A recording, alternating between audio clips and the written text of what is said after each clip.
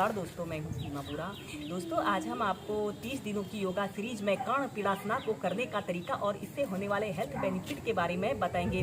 दोस्तों, कर्ण पीड़ासना एक ऐसा अभ्यास जिसे करते समय हमारे कानों में पीड़ा होती है, इसलिए इस अभ्यास को कर्ण पीड़ासना भी कहा जाता है।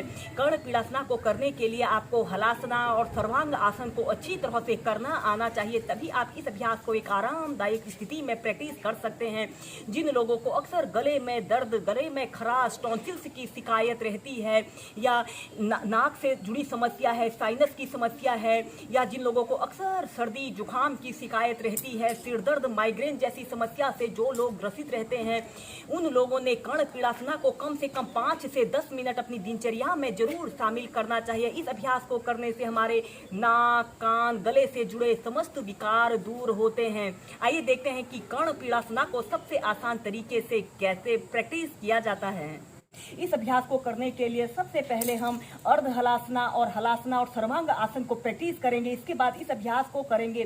सबसे पहले हम ऐसे पीठ के बल सीधे लेट जाते हैं और अपने दोनों हाथों को ऐसे अपने हिप्स के नीचे से ऐसे रख लें, जिससे कि आपको अर्ध हलासना को अच्छी आराम से कर सकें। वहां से अंदर भरते हुए ऐसे अपने दोनों पैरों को 90 डिग्री के एंगल में ऐसे उठा लें। आपके दोनों पैर बिल्कुल सीधे पंजे ऊपर की तरफ तने हुए हों।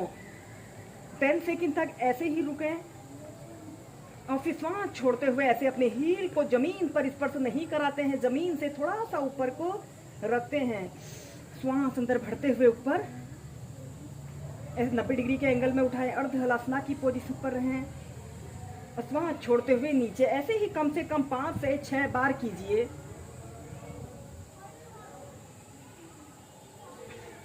फिर सीधे के बाद हम करेंगे सर्वांग आसना और हलासना और फिर कर्ण पीड़ासना को करेंगे। श्वास अंदर भरते हुए ऐसे अपने दोनों पैरों को 90 डिग्री के एंगल में उठाएं और फिर इसके बाद आपने ऐसे अपने शरीर का समस्त भार अपने कंधों पर ऐसे रखते हुए ऐसे अपने दोनों पैरों को बिल्कुल सीधा करें। ऐसे शोल्डर स्टैंड की पोजीशन पर आते हैं। अगेन यह इन्वर्टेड पोस्चर है, विपरीत करनी है। जब हम इस अभ्यास को कर रहे हैं तो हमारे शरीर में ब्लड सर्कुलेशन हमारे पैरों से हमारे सिर की तरफ हो रहा है। दोस्तों, इस सर्वांग आसन को आसनों की रानी भी कहा जाता है।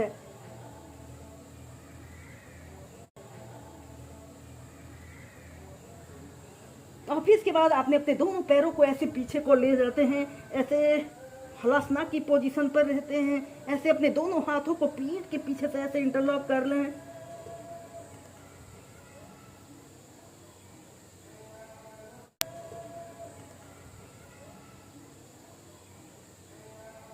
कम से कम 2 से 5 मिनट या फिर जितनी देर आप इस अभ्यास को कर सकते हैं, अभ्यास को करें। जब आप ऐसे ही हलासना को कर लेते हो तो फिर इसके बाद आपने अपने दोनों हाथों को ऐसे अपने घुटनों के पास ऐसे रख लें और ऐसे अपने घुटनों को ऐसे अपने कान के पास लगा लेते हैं।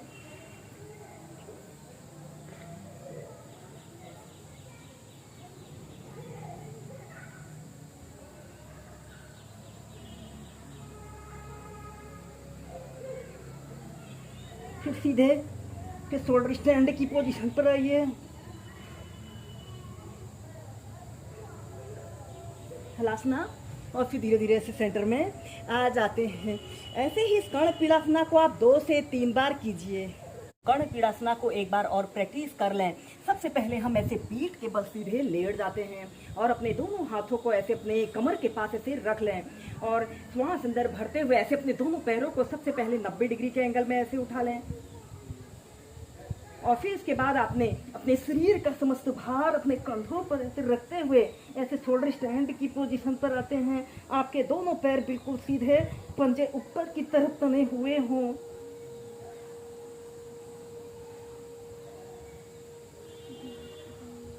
और कम से कम 2 मिनट तक ऐसे ही इस शोल्डर स्टैंड की पोजीशन पर रहिए। ऐसे अपने पैर के अंगूठों को देखिए। अपना समस्त ध्यान अपने श्वासों के आवागमन पर रखते हुए और फिर इसके बाद आपने अपने दोनों पैरों को ऐसे पीछे ले जाते हैं। ऐसे हलासना की पोजीशन पर आते हैं। आपके दोनों पैर बिल्कुल सीधे पंजे जमीन को स्पर्श कर रहे हैं। ऐसे अपने दोनों हाथों को ऐसे घुटनों पे पीछे रख लें, या फिर अपने दोनों हाथों को ऐसे इंटरलॉक करके एक आरामदायक अवधि के लिए कम से कम 2 से 3 मिनट तक, या फिर जितनी देर आप इसे होल्ड करके रख सकते हैं, होल्ड करके रखें। जब आप सर्वांगासन और हलासना को अच्छी तरह से कर लेते हों, तब हम कर्ण पीड़ासना को करेंगे। और इसके बाद आपने अपने दोनों हाथों को ऐसे अपने घुटनों के पास ऐसे रख लें, और ऐसे अपने दोनों पैरों के बीच में थोड़ा सा स्पेस कर लें, और अपने घुटनों को ऐसे अपने कान के समीप लगाने की कोशिश करें।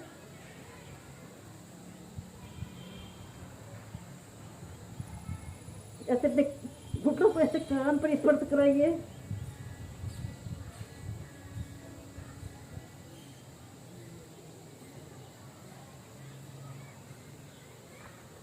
अपने पैरों को सीधा करते हुए ऐसे शोल्डर स्टैंड की पोजीशन पर आइए, और फिर हलासन की पोजीशन पर आते हैं, और फिर धीरे धीरे से सेंटर में आ जाते हैं।